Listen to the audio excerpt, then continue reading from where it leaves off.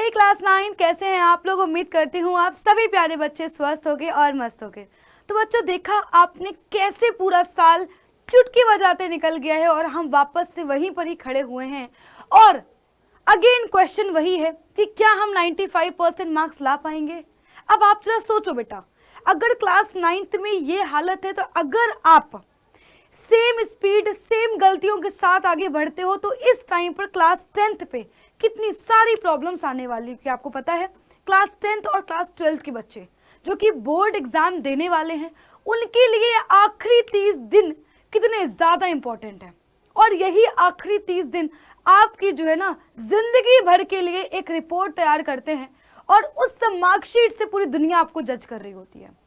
तो अगर आप अभी भी सीरियस नहीं हुए बेटा तो वो सीरियसनेस जो है ना आप शायद तब भी नहीं दिखा पाएंगे, क्योंकि बेटा जी आदत बहुत बड़ी चीज होती है। तो बेटा मैं फिर आपसे बोल रही हूँ, क्लास 9th के जो मार्क्स हैं वो भले आपसे कोई ना पूछे, पर यही वो मार्क्स हैं, यही वो मेहनत है, यही वो कंटेंट है, यही वो तुम्हारा जज्बा है, यही वो स्ट्रैटेजी है जो आपको 10th में बाकी बच्चों से बेहतर बनाएगी। तो बच्चों आज आप सबको मेरे साथ एक प्रण लेना है कि मैम क्लास 9th में जैसा मैंने जो भी किया पूरे साल, लेकिन अब मैं आखिरी 30 दिनों में बहुत अच्छे से मेहनत करूंगा और आप जैसा जैसा बोलोगे मैं वैसा वैसा करूंगा। तो गाइज आज का जो ये सेशन है वो बेसिकली इस बात पे है कि हमें आखिरकार कैसे पूरे साल का जो सिलेबस है वो 30 दिन में कवर करने होंगे, राइट, या कैसे कर सकते हैं। तो स्टार्ट करते हैं बेटा बिना किसी देरी के।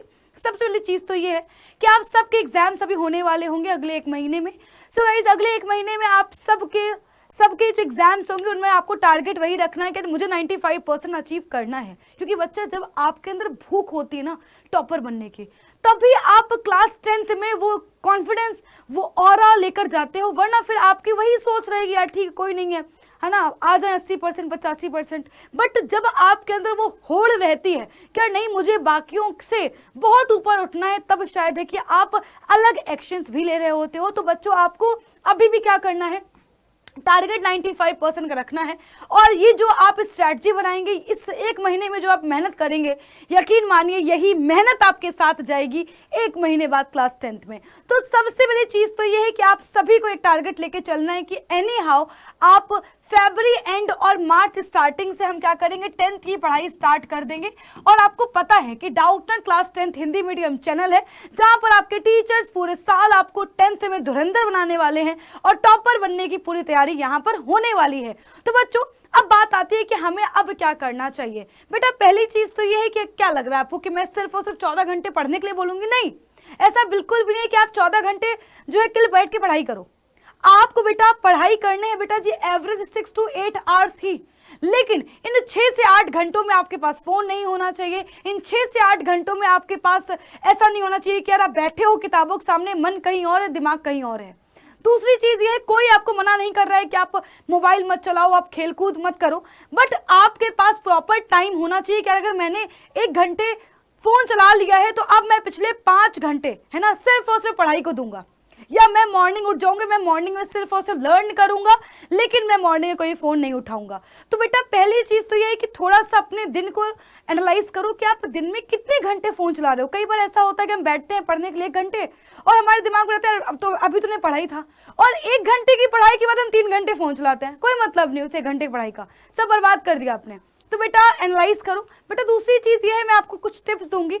सबसे पहले तो अपना एक टाइम टेबल बनाओ। और बेटा मैं आप सबको बोलूं कि आप अपना बेटा जो टाइम टेबल है वो सुबह 5 बजे से बनाइए, क्योंकि बोर्ड जो आपके जो आपका बोर्ड का पेपर होगा वो आप अर्ली मॉर्निंग ही देने जाओगे। तो अगर आपकी अभी से हैबिट होगी तो आप पूरे साल उस हैबिट को कैरी कर पाओगे। सर्दियां चल रही हैं बट आपको आंगन थोड़ी पढ़ना है, बेड पे ही पढ़ना है ना, टेबल पे पढ़ लो, बेड पे पढ़ लो, कोई दिक्कत नहीं है, पूरा खुद को कवर करके पढ़ लो। बट प्रॉब्लम ये है कि हमें सुबह उठने की हैबिट ही नहीं है। तो बच्चों आपको हैबिट बिल्ड करनी है। और बेटा ये हैबिट कौन सी बच्चों, हम बेटा कौन सी बेटा हैबिट बिल्ड करेंगे, हम बच्चों यहाँ पर हैबिट बिल्ड कर रहे होंगे कौन सी, मेहनत करने की आदत डालेंगे। बेटा मेहनत के हम यहाँ पर हैबिट बिल्ड करेंगे, राइट। बेटा दूसरी चीज का एक प्रॉपर स्केड्यूल बनाओ अपना।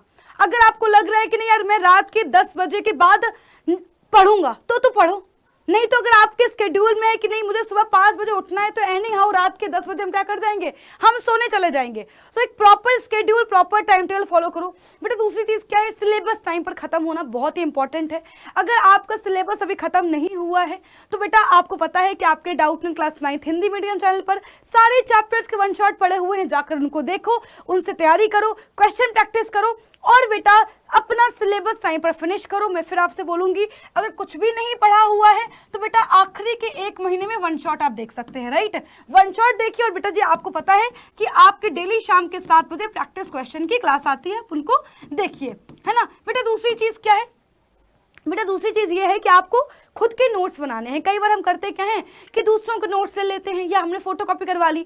बेटा खुद के नोट्स बहुत ही इंपॉर्टेंट है। अब लास्ट मोमेंट मैं नहीं बोलूँगी कि आपको 30 दिन में जो है नोट्स बनाने हैं। बेटा 30 दिन में आपको सिर्फ और सिर्फ शॉर्ट नोट्स बनाने हैं। क्या करने हैं आपको, शॉर्ट नोट्स बनाने हैं और ये आप खुद से बनाएंगे, है ना। अगर अभी से आपको पता होगा कि यार किसी चैप्टर को 1 पेज में कैसे लिखना है तो आप आराम से आगे भी कर ले जाओगे। तो बेटा शॉर्ट नोट्स में क्या होता है, फॉर्मूला शीट होती है, किसी चैप्टर के इंपॉर्टेंट टॉपिक्स के अंडर जो भी चीजें हैं वो लिखी होती हैं, या जितने भी इंपॉर्टेंट लॉज हैं वो लिखे होते हैं। हिस्ट्री हो गया तो उसमें डेट्स होंगी। तो बच्चों शॉर्ट नोट्स बनाना सीखिए बेटा।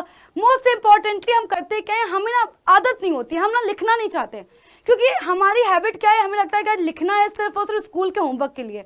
स्कूल के होमवर्क के लिए नहीं लिखना है यार, हमेशा सिलेबस कंप्लीट करने के लिए ही नहीं लिखना है, कभी कभी क्वेश्चन प्रैक्टिस करने के लिए भी लिखना है। आप में से बहुत सारे बच्चे इस बात से जूझते हैं कि मैम मेरी राइटिंग अच्छी नहीं है, मैम मैं पेपर में लिख नहीं पाता हूँ। पता है क्यों नहीं लिख पाते हो, क्योंकि आपने ओरली याद किया और आप बस चले गए पेपर में।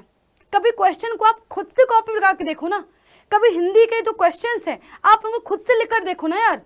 मैं यही करती थी, राइटिंग देखो कैसे ठीक नहीं होगी यार। आप डेली एक लॉन्ग आंसर, इंग्लिश हो गया, हिंदी हो गया, एसएसटी हो गया, बेटा कोई भी एक प्रश्न तैयार करो, उसको अपने मन से कॉपी पर लिख कर देखो राइटिंग कैसे नहीं सही होगी। दूसरी बेटा चीज क्या है, जितना ज्यादा प्रैक्टिस करेंगे, बेटा मैं फिर बोल रही हूँ practice makes a man perfect. बेटा ये जो लाइन जिसने बोली है हवा में नहीं बोली है। और बच्चों इन सारी चीजों के एग्जाम्पल्स आपके सामने है। एक्चुअली ये बात जो बोल रहा होता है ना, उसने वो सच में किया होता है तब वो बात बोलता है। अभी तुम ये बात नहीं बोलो कि तुमने किया नहीं है। मैं ये बात क्यों बोल रही हूँ कि मैंने एक्चुअली किया हुआ है, और किया इसलिए मैं यहाँ पे खड़ी हूँ, और इसलिए तुमसे बोल रही हूँ कि यार एक बार करके देखो। सो गाइज लिखना बहुत जरूरी है, बहुत ज्यादा जरूरी है।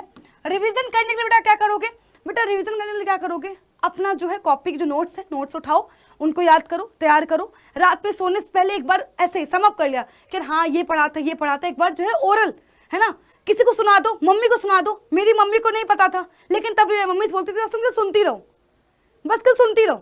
अपने दोस्त को सुना दो, अपने छोटे भाई बहनों को पढ़ा दो। सबसे बेस्ट तरीका होता है रिवीजन करने का। बच्चों लास्ट थिंग हर सब्जेक्ट को तैयार करना है। हो सकता है आप में से कुछ बच्चों को मैथ्स टफ लगती हो, अभी मैथ्स टफ लग रही होगी, क्या करोगे जब 10th में आओगे तो क्या करोगे, 11th जाओगे क्या करोगे। हो सकता है आप में से कुछ बच्चों को जो है हिंदी टफ लगती हो सकता है इंग्लिश टफ लगती हो, यहाँ पर बच जाओगे। आगे कैसे बचोगे, तो हर सब्जेक्ट बेटा 95% चाहिए, तो बेटा आपको हर सब्जेक्ट बेटा जो है अच्छा करना होगा, तभी बेटा जी आपको मार्क्स मिलेंगे।